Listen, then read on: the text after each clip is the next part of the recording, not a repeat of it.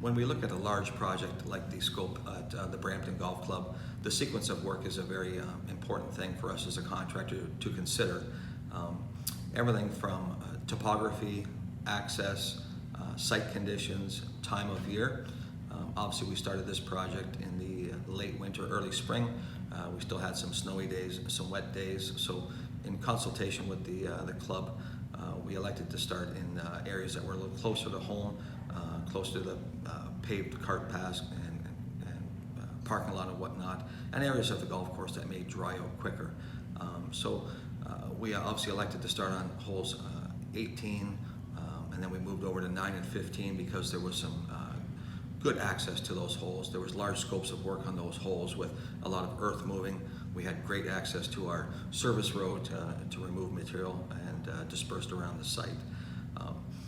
In typical, when we look at a project, we want to kind of finish off close to our home base. So whether that be the golf course clubhouse or the maintenance shop, we would often start in the furthest corner and progress our way in. That way we're not having to travel past our currently completed work.